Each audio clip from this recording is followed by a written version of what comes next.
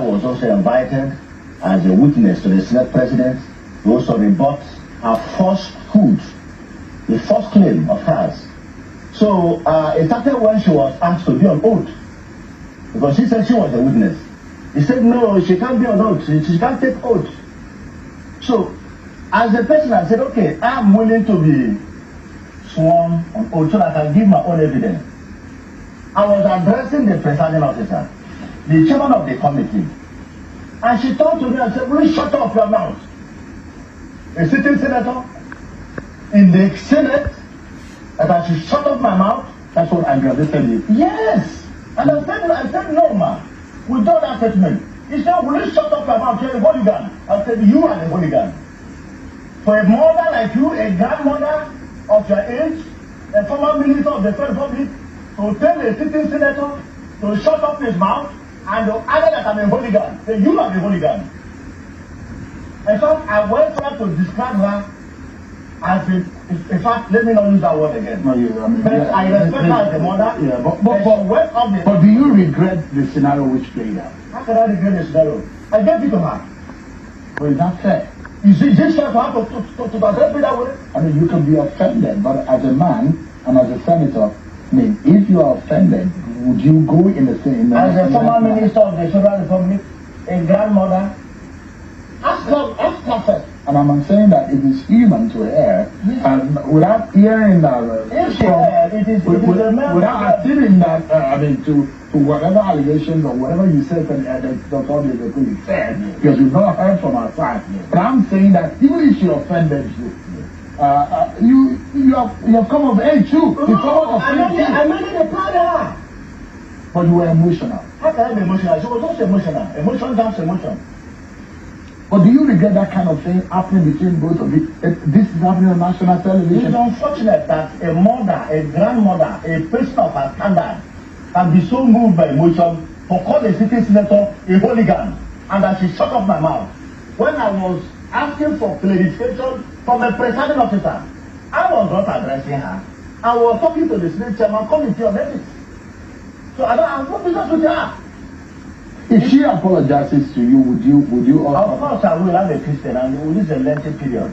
But you cannot insult me, you cannot abuse me, and you ask me to keep quiet. Why is this Senator Natasha Akpoti-Uduaghan's matter emotional? Why? We should ask them.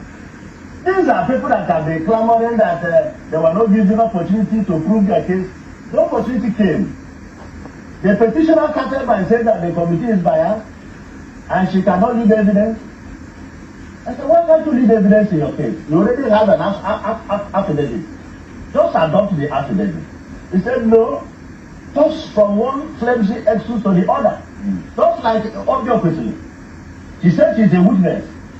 Take oath so that you can tell Nigerians and the whole world all you know about this case. She said no. Senator, they actually came to disrupt the city. Senator, I'd like to ask you, in all of this, there are feelers as though there is a chauvinistic tendencies going around in the Senate, and that some of those who are men in the Senate do not have the air of patience or to accommodate the feminine voice in the Senate. It doesn't portray the Senate well. That is wrong. Everybody has equal opportunity in the Senate. Be you a man or a woman. In fact, in the state there is no woman. We are all equal. Mr. Natasha, who alleged also that the Senate President is silencing the voice of the female senators. This is a woman that have moved up to 6 motions. This is a woman that has to her credit 3 bills. The records are there. I can send it to you. The allegations on the day that Senator Natasha Akpoti-Uduaghan is talking about, yes. You were present in that house. I was there. You were behind them. I was the closest person to Senator Natasha. In fact, let me give you. The husband was between. Let me give you a brief account.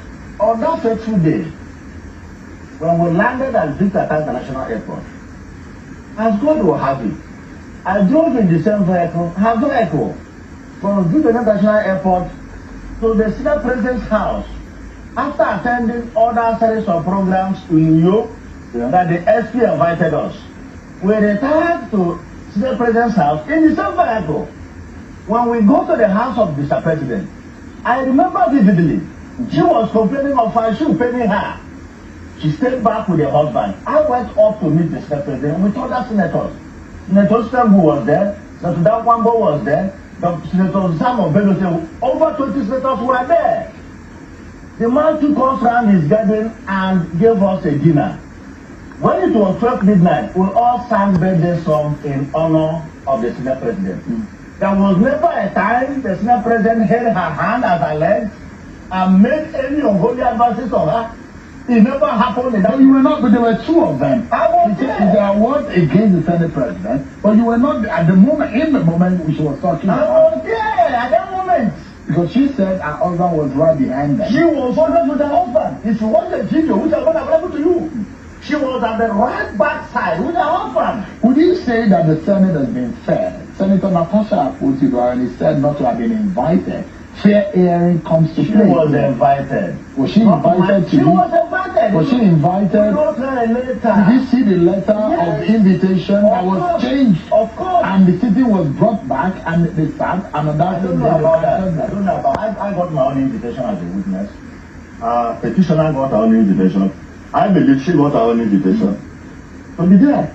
Is it possible, Senator, because we are totally out of time, is it possible that you and your colleagues consider a political solution to all of this? This is messy and it's giving the Senate a bad name. If you watch, no, it's not giving Senate a bad name. It's giving Senator Natasha a bad name. Because she is trying to prove the impossible. And remember, this is the same woman that have accused other prominent Nigerians of sexual harassment. And I'm disappointed that Nigeria is not going to that direction. You people are not objective, you are reporters. This is the same woman that accused one of you, Reno Mokle, of sexual harassment. When the young man brought her evidence that he was in America, when the sexual harassment happened, you know something about it. Senator, this is the same woman. We need to go, Senator. Yeah. No, you need to go into Senator. because Is there a possibility of a political solution to this? if you watch the suspension terms, we'll give a room for political solution. If she realizes her mistakes and tenders apology, All right. not just to the Senate President, but to the Nigerian Senate. Senator, we are totally out of time. Thank you so much.